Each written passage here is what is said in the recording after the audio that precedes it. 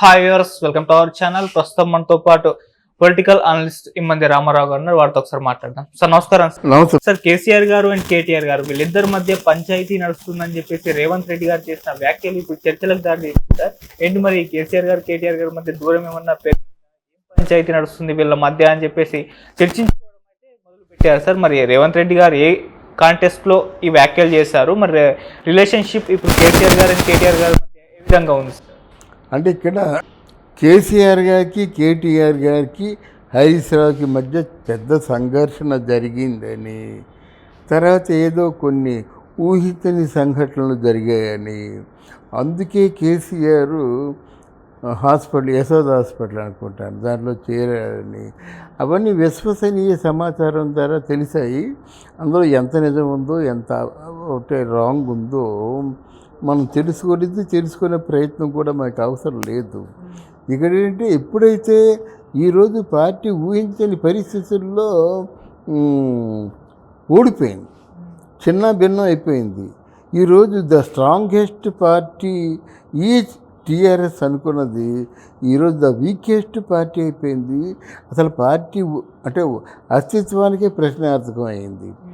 వీళ్ళు ముగ్గురు ఉంటే బాగున్నావు, నీ వల్ల అంత అయిందని చెప్పేసి కేసీఆర్ని హరీష్ రావు అన్నావు, నువ్వు మాత్రం తక్కువ తిన్నావా అని చెప్పేసి కేటీఆర్ హరీష్ రావుని అనడం, తర్వాత ఏమో ఈయన మందలిస్తే కేటీఆర్ తిరగబడడం అంతా జరిగిపోయింది. అయితే వాళ్ళు ఐకమత్యం ఏంటంటే ఇప్పటికి కూడా అసెంబ్లీలో మాట్లాడుకుంటున్నారు కానీ మాటలకి పొంతన ఉండటం లేదు. ఇది బలంగా ఎదుర్కొనే సమస్య. మొట్టమొదటిసారిగా ఛాలెంజ్ చేసినటువంటి హరీష్ రావు, మీరు రైతు బంధు ఇస్తే నేను రిజైన్ చేస్తా ఉన్నాడు. ఆయన రేవంత్ రెడ్డి రైతు బంధు ఇచ్చి నిరూపణ చేసుకున్నాడు. మరి మిగతా మాట ఏమిటి అన్నాడు. మిగతా మాటలు నువ్వు అనలేదు, నువ్వు రైతు బంధు అన్నావు, ఆ రైతు బంధు మాటలకి కట్టుబడి ఉండు. ఇంకేదైనా ప్రామిస్ చేశారంటే వాళ్ళు చెప్తే డబ్బు లేవు, నిలవలేదు కనుక ఈ కారణం చేత కొంచెం లేట్ అయింది, విదిన్ షార్ట్ ఆఫ్ టైం మీకు ఇస్తామని చెప్తారు. ఏదైనా అసెంబ్లీలో ఇదే కదా ప్రశ్న వేస్తారు. ఆ వైద్యం సదుపాయాలు లేకుంటే అక్కడ మంట కలిసిపోతున్నారు, ఏం చేస్తారు? ఏదో ఆ ఇన్ని కాలేజీలు మూతపడ్డాయి, ఇన్ని కాలేజీలో మధ్యాహ్న భోజన పథకం అమలు జరగటం లేదు, ఏమిటి అని అడుగుతారు. అందువల్ల పెద్ద దీంట్లో మీరేదో నిర్వహించినటువంటి పెద్ద గొప్పగా చెప్పుకున్న అంశాలు లేదు, వీళ్ళు ఓడిపోయిన అంశాలు లేవు. ఒకటి, రేవంత్ రెడ్డిని సామాన్యుడిగా భావించకూడదు. ఎందుకంటే రేవంత్ రెడ్డి ఎంత సమర్థనీయుడంటే ఆ పార్టీలో ఉన్న వాళ్ళని కంట్రోల్ చేయగలిగాడంటే ఇంకంతకంటే సామర్థ్యం అవసరం లేదు. అది రాహుల్ గాంధీ బాగా గమనించాడు. అర్థమైందా?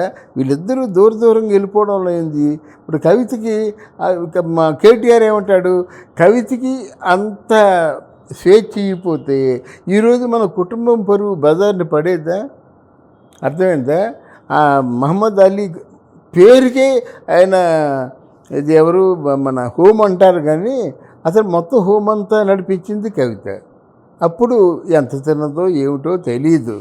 ఒక 12,000 రూపాయలు రెంట్ గల రూములో ఉండే కవిత ఈరోజు ఒక 500 కోట్లతో ఇల్లు కట్టించింది. మరి ఆవిడ ఎంత వెనకేసుకుందంటే కొన్ని వేల కోట్లు వెనకేసుకుందని, ఈవిని మామూలుగా పిలవకూడదని, ఆర్థిక ఉగ్రవాదని పిలవాలని. మరి ఆ విధంగా కదా మరి నెలకి 2 సార్లు న్యాయస్థానానికి వెళ్తుంది, న్యాయస్థానంలో ఏదో అడుగుతారు చెప్తుంది, మళ్ళీ బెయిల్ ఇచ్చేదానికి కాకుండా మళ్ళీ రిమైండర్ ఇచ్చేస్తున్నారు. అది దీనికి అందరికి కారణం నువ్వే అని కేటీఆర్ తాలూకు ఆక్రోషం. నువ్వు మాత్రం తక్కువ తిన్నావేట, నీ ఇష్టారాజ్యంగా నువ్వు ఉన్నావు అంటే దొంగ వారు కొట్లాడుకుంటారు కదా, అలా కొట్లాడుకునే పరిస్థితి వచ్చింది కనుక ఒకరికొకరు దూరం అయ్యారు. వీళ్ళు ఏంటంటే మరి నాయకుడు ఎప్పుడైతే మిస్ అయ్యాడో తర్వాత మిగతా నాయకులు కూడా ప్రశ్నార్థకంగా ఉన్నప్పుడు మనకి ఎక్కడ మనుగడ ఉంటే అక్కడే మనం చేరిపోతాం, ఈ రాజకీయ నాయకుడు అలాగే చేస్తాడు అని చెప్పేసి రాబోయే కాలంలో ఇటు బీజేపీ ఇటు కాంగ్రెస్ అని మరి కాంగ్రెస్ పార్టీలో చేరేవారు కొందరు అయితే బీజేపీలో చేరేవారు కొందరు. ఇప్పటి వరకు బీజేపీలో ఎక్కువ మంది చేరలేదు. కాంగ్రెస్ పార్టీలో వలస పెట్టేశారు. రేపు ఎంతమంది వస్తారో తెలియదు. ఇంకా ఏదో ఒక సంవత్సరం అవ్వలేదు కదండి. బట్ వాళ్ళలో మాత్రం కుటుంబంలో రవరవలు ఎలాగా ఉన్నాయి. తర్వాత కవితకి ఇచ్చిన స్వేచ్ఛ వల్ల కేటీఆర్ దూరం అయ్యాడు. అలాగే కంపేరిటివ్గా కేటీఆర్తో పోల్చుకుంటే సిద్దిపేటలో హరీష్ రావు కూడా తక్కువ సంపాదించలేదు. అవన్నీ వాళ్ళు తెలిస్తే కదా అందులో ఎంత నొక్కేశారు. అందువల్ల ఈ గొడవలకు కారణం ఆర్థిక సంబంధాలే కానీ ఆ మానవ సంబంధాలు కాదు. ఆర్థికంగా నేనెక్కడున్నాను, నువ్వెక్కడ ఉన్నావు, నీకెంత వచ్చింది, నాకెంత వచ్చింది, నేనెంత నష్టపోయాను, ఇదే ఉన్నదన్నమాట. అది తప్పదు, ఎట్టి పరిస్థితుల్లో కూడా తప్పదు. కుటుంబాలు కదా ఇవి. అయినా ఒకటి ఎంతవరకు అసెంబ్లీలో ఏదో మెయింటైన్ చేస్తున్నారు అంటే ఎలాంటి ప్రశ్నలు వస్తాయి. ఇలాంటి కేసీఆర్ ఎందుకు పడిపోయాడు వస్తుంది. దాని సమాధానం చెప్పనియండి, చెప్పకపోనియండి. ఎందుకు పడిపోయాడు?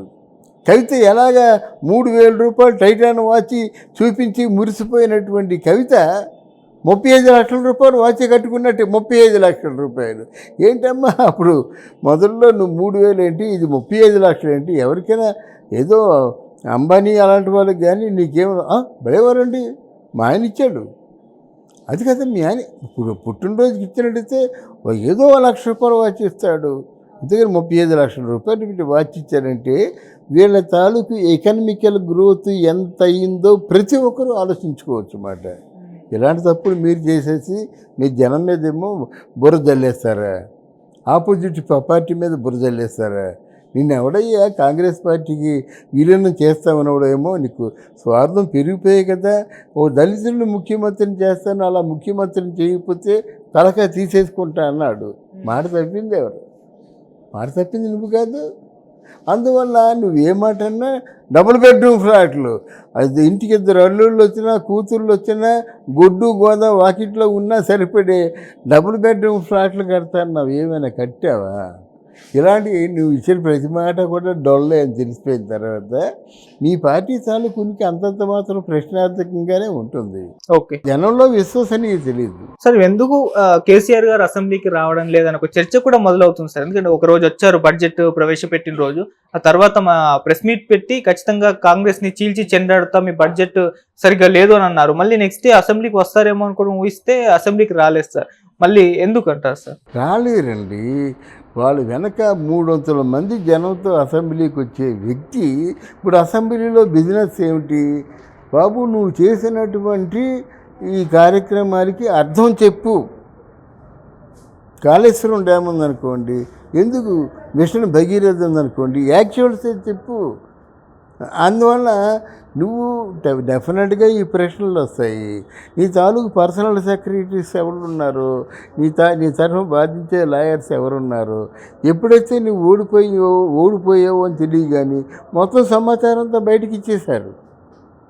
సమాచారాలు కొనంటే మామూలు కొనలేదు కదా, కొన్ని కోట్లకు అమ్ముడుపోతారండి వాళ్ళు. ఇచ్చారు.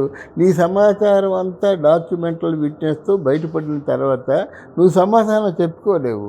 ఇంత వాగ్దాటి ఉన్న కేసీఆర్ సమాధానం చెప్పుకోలేక కింద మీద పడి నలి చచ్చిపోవాలన్నమాట. అందుకే రాడు. అంతవరకు పార్టీ ఉంటే, అంతవరకు ఈయనుంటే, పోటీ చేస్తే గెలిస్తే మళ్ళీ వస్తారు కానీ లేదు, అవకాశం లేదు. ఆరోగ్యం ఆ వయసులో ఉన్నవాడికి ఆరోగ్యం కూడా సహకరించదు. చంద్రబాబు నాయుడు ఉన్నట్టే విజయం ఎందుకంటే అది టైమ్ ఆఫ్ 74 ఇయర్స్లో కూడా ముఖ్యమంత్రిగా ఒక చిన్న కుర్రాడి కంటే వేగవంతంగా బలవంతంగా పనిచేస్తున్నాడు. అది ఆయన అదృష్టం. Thank you so much. Thank you అమ్మా, థ్యాంక్ యూ వెరీ మచ్.